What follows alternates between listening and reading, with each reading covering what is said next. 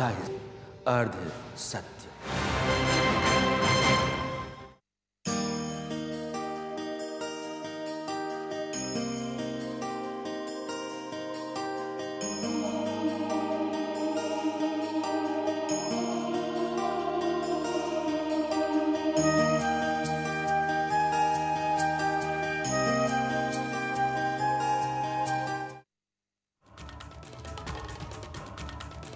नमस्कार, मैं Rana Yashwant India news पर आपका स्वागत करता हूं और आप देख रहे हैं अर्ध सत्य। जब कभी आपको अपना धर्म और धर्म आधारित संस्कार नहीं पता होते हैं तो आप अधर्मी हो जाते हैं, भ्रष्ट बुद्धि कहलाते हैं, संस्कारहीन समझे जाते हैं और धर्म हानि का हेतु यानी कारण बनते हैं। ऐसा नहीं है कि मैं आज कोई धर्म आधारित विषय पर आपसे अपनी बात कहने आया हूँ, बल्कि कांग्रेस ने ऐसा काम किया है कि उसकी धर्म की जो मूल समझ है उस पर ही संदेह पैदा हो रहा है। और जब ऐसा होता है तो आप कई जगहों पर संदेह से देखे जाने चाहिए, क्योंकि सनातन में धर्म रिलीजन नहीं है। रिलीजन में वह विस्तार और वह ऊंचाई नहीं है जो धर्म में है। जिसे हम धर्म कहते हैं वह सिर्फ पूजा पाठ या यज्ञ अनुष्ठान ही नहीं है, वह व्यक्ति के संस्कार, जीवन शैली, जीवन दायित्वों, मानवीय मूल्यों, सांस्कृतिक कर्तव्यों के साथ धार्मिक आध्यात्मिक चेतना को समेटे हुए। इसीलिए हमारे यहाँ कहा जाता है कि यह किसान का धर्म है, यह सैनिक का या डॉक्टर का धर्म है, यह मेरी धर्म पत्नी है, यह आपका पुत्र धर्म है, यह राष्ट्र धर्म है, वगैरह वगैरह। एक व्यक्ति के तौर पर एक समय विशेष में एक संबंध या दायित्व के कारण जो कर्म आपसे अपेक्षित है वह करना ही धर्म है। कोई व्यक्ति भूखा है और आपके पास खाने का सामान है, सनातन कहता है कि उस भूखे को भी खिलाना आपका धर्म है। सनातन के धर्म का मूल भाव कल्याण है, अपना परिवार का, पड़ोसी का, समाज का, देश का और संसार का। यह कहता है वसुधैव कुटुंबकम। किसी की भावना को कष्ट पहुंचाना, ठेस पहुंचाना अधर्म है। आप कहेंगे कि मैंने बात शुरू कांग्रेस के अधर्म से की और धर्म की व्याख्या पर आ गया। ऐसा इसलिए ताकि आपके सामने एक भूमिका धर्म को लेकर रहे। मुझे पता है कि आप सबको यह समझ है, लेकिन जिस कांग्रेस की बात मैं आज करने जा रहा हूं उसको यह समझ नहीं है, इतना अभी दावे से कह सकता हूं। अब कारण देखिए और जानिए। यह तस्वीर देखिए जो टीवी स्क्रीन पर है, प्रधानमंत्री नरेंद्र मोदी की है और यह उस समय की है जब वे पुणे के दगड़ू सेठ विनायक मंदिर गए थे, पूजा कर रहे थे। इस तस्वीर के साथ रेल मंत्री अश्विनी वैष्णव ने ट्वीट किया, सुखकर्ता दुखहर्ता वार्ता विघ्नाची। इस ट्वीट को यूथ कांग्रेस के अध्यक्ष श्रीनिवास बीवी ने एक बड़े मौके के रूप में देखा। उनको लगा गजब का फुल टॉस वाली गेंद मिली है, सीधे स्टेडियम पार कर दो। उन्होंने ना कोई दिमाग लगाया, ना धर्म संस्कार का ज्ञान खंगाला, वैसे खंगाला वही जाता है जो होता है, और सीधे उन्होंने ट्वीट किया कि इस तस्वीर के बारे में आपकी क्या राय है। जाहिर है वो ये पूछना चाहते थे कि प्रधानमंत्री नरेंद्र मोदी देवता के सामने उल्टा खड़ा होकर किसको प्रणाम कर रहे हैं। वह यह भी इशारा कर रहे थे कि प्रधानमंत्री ने गणपति विनायक का अपमान किया है, इसीलिए लोगों की राय ले रहे थे। बीवी श्रीनिवास की तरह तेलंगाना के मंत्री, भारत राष्ट्र पार्टी के नेता वाईएसआर भी इस मैदान में कूद पड़े। वे थोड़ा और खुलकर मैदान में आए, ट्वीट किया कि मोदी जी, देवता को पीठ दिखाना उनका अपमान है, आप किसको नमन कर रहे हैं। अगर श्रीनिवास बीवी और वाईएसआर की तरफ से जिस फोटो पर सवाल किया गया, अगर वही तस्वीर किसी के सामने रखी जाए तो उसको लगेगा हाँ, प्रधानमंत्री को धर्म संस्कार की समझ नहीं है, हाँ उन्होंने देवता का अपमान किया है, खुद को इतने धार्मिक बताते दिखाते हैं लेकिन असलियत कुछ और है। यह मान सकता है कोई जब आप इस तस्वीर को दिखाएंगे। दरअसल इन दोनों नेताओं को कुछ भी नहीं पता, यह जाहिर है, और उनकी पूजा पाठ अनुष्ठान के बारे में जानकारी शून्य है। यह आप कह सकते हैं। थोड़ी देर के लिए भी सोचा होता कि मोदी जी तो ऐसा नहीं कर सकते, चलो देखते हैं सच क्या है, और पता करते तो समझ में आ जाता। लेकिन मंशा सच जानने की थी ही नहीं। उस फोटो भर से उनका मतलब निकल रहा था, इससे आगे जाना उनके दिमाग में नहीं था। और ना उनकी नीयत वैसी थी, बल्कि उन्होंने धड़ाधड़ ट्वीट करना शुरू कर दिया।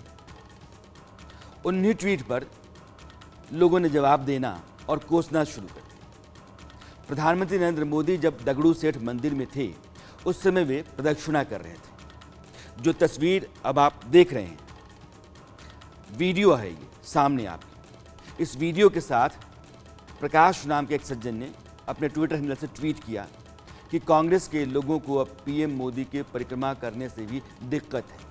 प्रधानमंत्री जब परिक्रमा कर रहे थे उस समय की ली गई यह तस्वीर है। ईश्वर हमारे अंदर भी होता है, इसलिए हम आंख मूंद कर ईश्वर का ध्यान लगा करके घड़ी की दिशा में घूमते हैं और 3 बार परिक्रमा करते हैं। वो अपनी परंपरा बता रहे थे।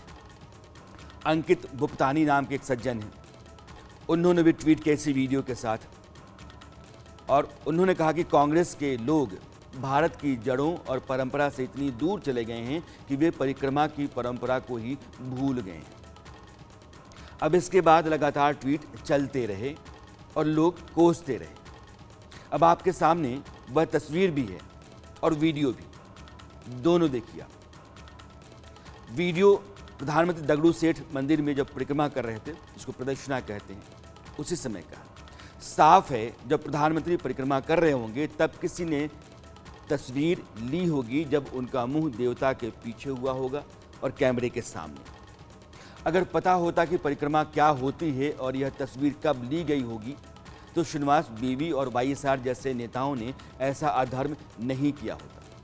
मैं अधर्म इसलिए कह रहा हूं क्योंकि सनातन में दूसरों की भावनाओं को चोट पहुंचाना भी धर्म विरुद्ध माना जाता है। प्रधानमंत्री को धर्म विरोधी और ईश्वर का अपमान करने वाला बताने के चक्कर में उन्होंने जो हथकंडा अपनाया, उससे हिंदू भावनाओं को काफ़ी चोट पहुंची होगी, इसलिए अधर्म है।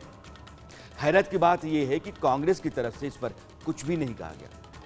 अगर मैं मान लूं कि बीवी श्रीनिवास ने ही ट्वीट किया तो पार्टी की यूथ विंग के अध्यक्ष हैं, पार्टी के नेता हैं, और नेता अगर कुछ कहता है, ट्वीट करता है और प्रधानमंत्री को लेकर करता है और पूरी पार्टी चुप रहती है, यह अपने आप में एक बड़ा सवाल है। न माफ़ी मांगी, न गलती सुधारी। और ऐसा ही तेलंगाना के मुख्यमंत्री चंद्रशेखर राव के मंत्री और उनकी पार्टी ने भी किया। लोकतंत्र में लोकमत से सत्ता हासिल की जाती है, लेकिन जनमत, जनसेवा, जन कल्याण, जनोत्थान से हासिल होता है। जन भावना के साथ खिलवाड़ और ऐसे प्रपंच से कतई नहीं। यह भ्रष्ट आचरण और नैतिक पतन का संकेत है। मुझे लगता है कि संकट यह है कि प्रधानमंत्री नरेंद्र मोदी ने अपने धार्मिक आध्यात्मिक पक्ष को जनता के बीच बहुत मजबूती से स्थापित कर दिया है और कांग्रेस को इसकी काट मिल नहीं रही। अरे भाई, काट नहीं मिल रही है तो अपनी लकीर लंबी खींच लीजिए। स्पर्धा तो इसी को कहते हैं। स्वस्थ लोकतंत्र में यही होना चाहिए, लेकिन किसी पर लांछन लगाकर अपना मतलब निकालना हताशा और कमजोरी की निशानी होती है। आपने नरेंद्र मोदी को देखा होगा कि पूजा विधान हो या यज्ञ अनुष्ठान, उनको सारे विधि विधान पता है। कई बार तो उनको खुद मंत्र पढ़ते हुए भी आप देखते हो। मैं आपके सामने एक वीडियो उदाहरण के लिए रखता हूं।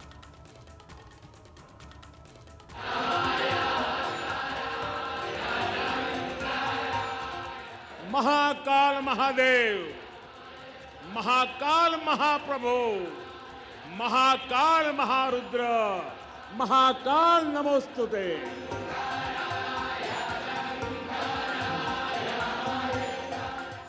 मैं इस अद्भुत अवसर पर राजाधिराज महाकाल के चरणों में शत शत नमन करता हूं।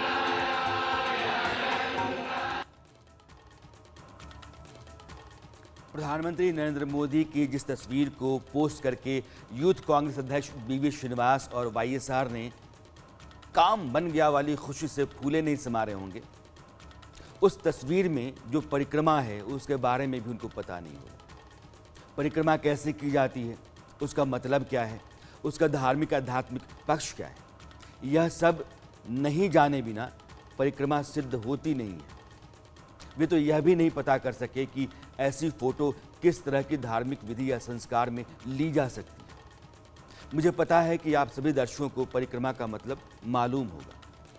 लेकिन श्रीनिवास बीवी और वाईएसआर की तरह न जाने कितने लोग होंगे जो राजनीति में धर्म को लेकर आते तो हैं, लेकिन धर्म की नीति नहीं जानते। एक मंत्र है, प्रगतम दक्षिणमिति प्रदक्षिणम,